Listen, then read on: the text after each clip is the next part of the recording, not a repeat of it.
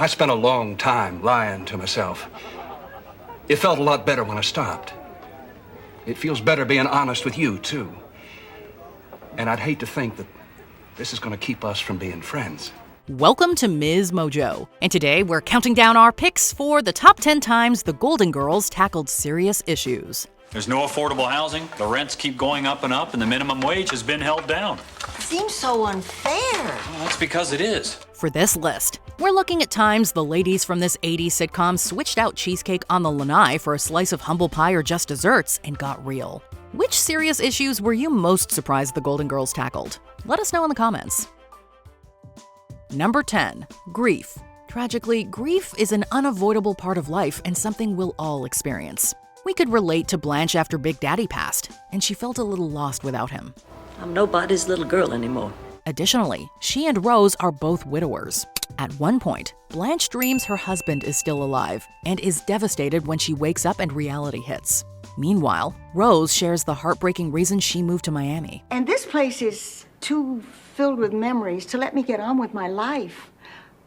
I need to start over without you, Charlie. And I think this is the best way. Dorothy and Sophia have also lost their fathers, but we also see them deal with the unimaginable pain of losing a brother and son, respectively. My baby is gone. Oh, Sophia. The show approaches the subject with the utmost sensitivity and is often very relatable. Number 9. Blanche comes to terms with her brother's sexuality. The Golden Girls was a vocal champion of LGBTQ+ rights long before most. They addressed topics like coming out and acceptance with a loving sense of humor, but never made it the butt of the joke. You used to be just like me. What?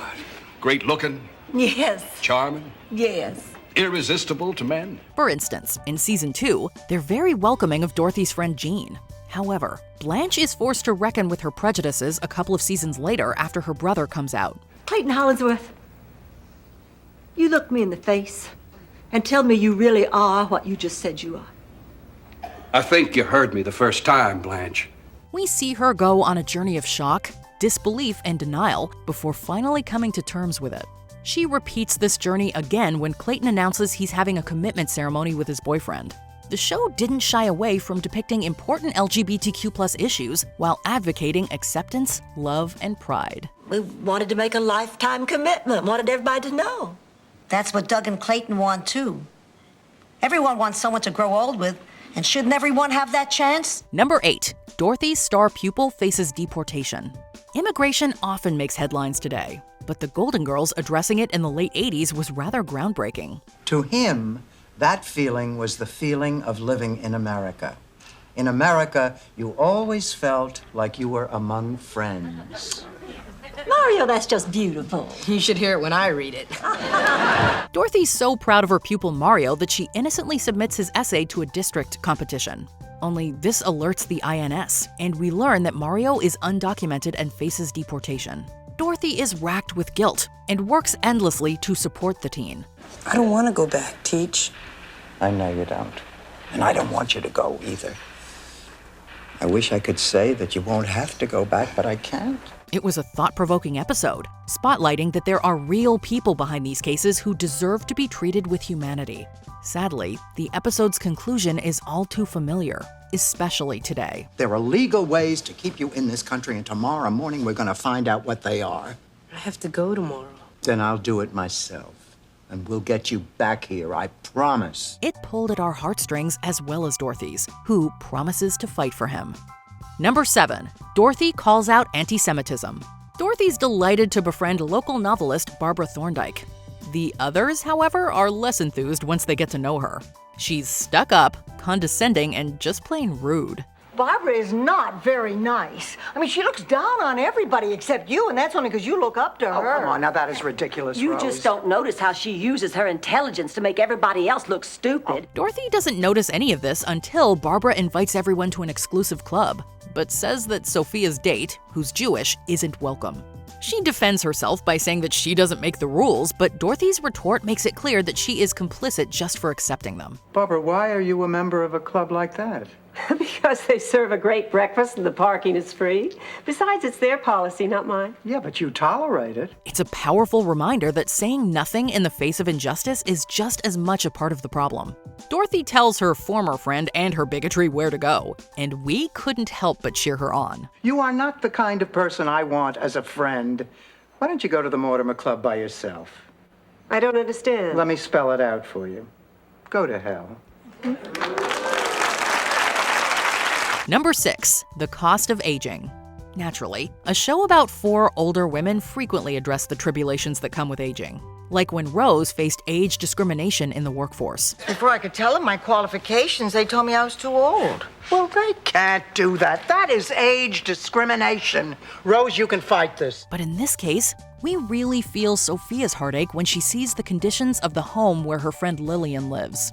Sophia decides to take her in, but the foursome soon realizes they're ill-equipped to give Lillian the care she needs. They return to the home where they learn a sad truth about the facility and likely many others like it. Government subsidies pick up the slack so we can meet minimum standards. Well, then maybe minimum standards aren't enough. Right again. And this year, the government's made cutbacks.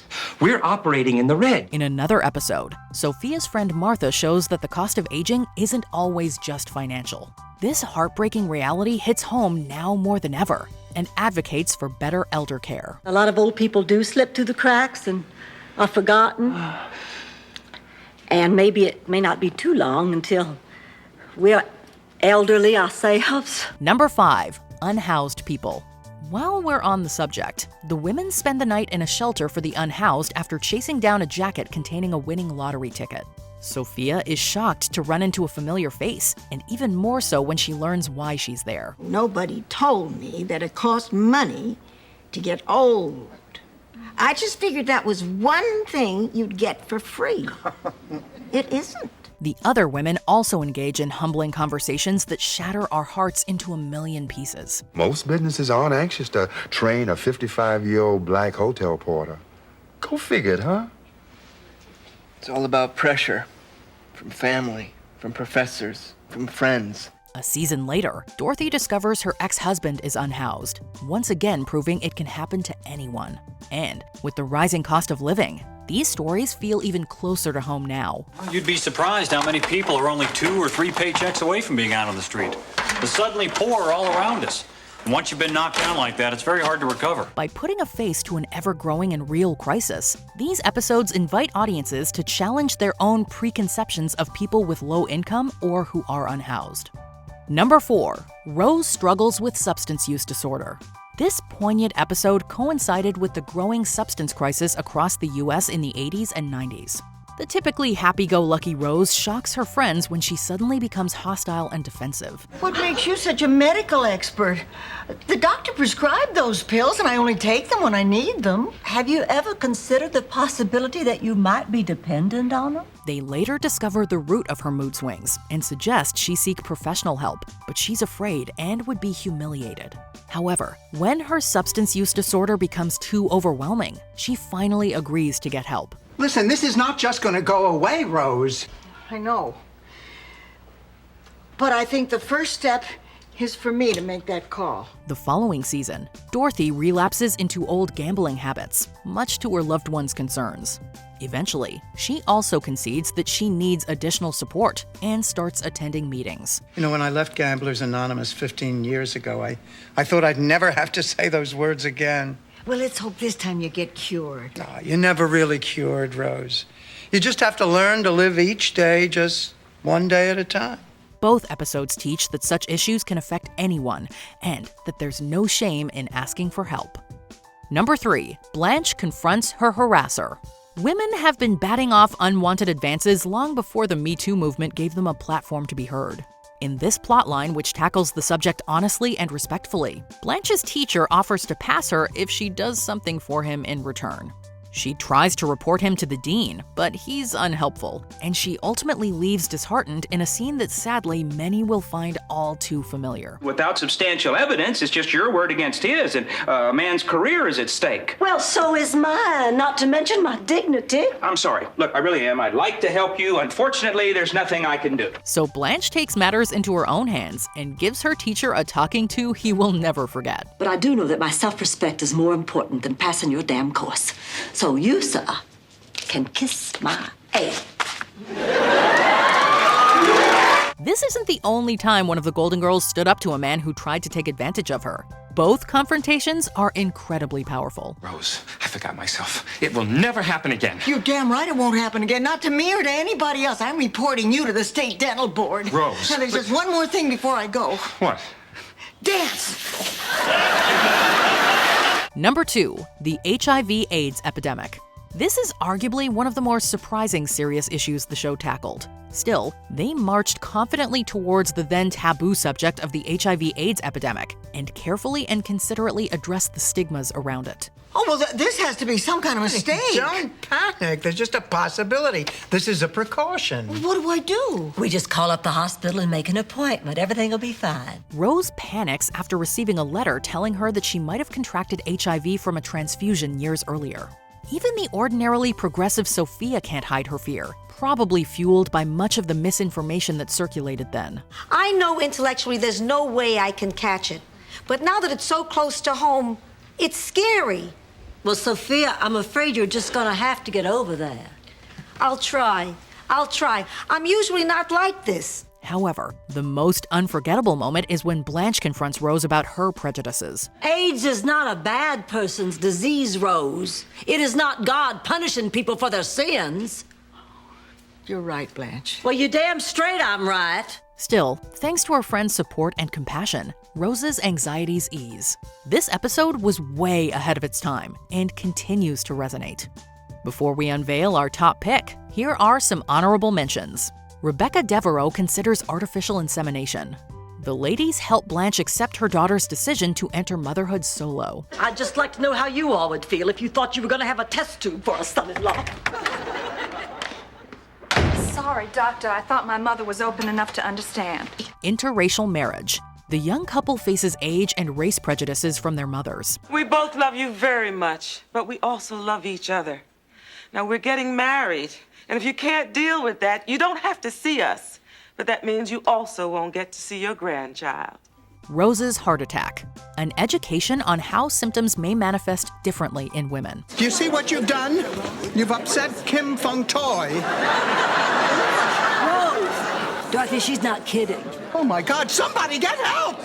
Alzheimer's disease. Sophia loses a friend to this heartbreaking condition. It was a nice couple of months. I'll miss him. Think he'll remember me? I don't know. I'll remember him. Senior sex positivity. There's no age limitation on intimacy, and they still practice safety. Enema bag? To the right. Didn't you, Grip? Condoms, Rose! Condoms! Before we continue, be sure to subscribe to our channel and ring the bell to get notified about our latest videos. You have the option to be notified for occasional videos or all of them. If you're on your phone, make sure you go into your settings and switch on notifications. Number 1. Dorothy's doctors dismiss her illness. When the Golden Girls originally aired, the connection between physical and mental health wasn't as widely established. On top of that, a history of women's health concerns being overlooked has left many undiagnosed. There's nothing wrong with you, Dorothy, except what happens to all of us. In case you haven't noticed, you're not 30. Take a cruise, Dorothy. Go to a hypnotist. Change your hair color. Inspired by writer Susan Harris's experiences, Dorothy struggles to find an explanation for her ill health. One doctor suggests she's lonely and depressed, while another tells her she's just getting old. Eventually, she sees a specialist who diagnoses her with chronic fatigue syndrome and calls out his old-fashioned colleagues. And the ones who have heard about it sometimes have trouble believing it exists since they're not able to see it under their microscopes just yet. Those colleagues of mine, unfortunately, tend to blame the victim. Dorothy then gets a chance to confront one of her former doctors and does not hold back. Her speech will resonate with anyone who's ever felt ill and scared and just wanted a little empathy and understanding. You know, someday, Dr. Bud, you're going to be on the other side of the table.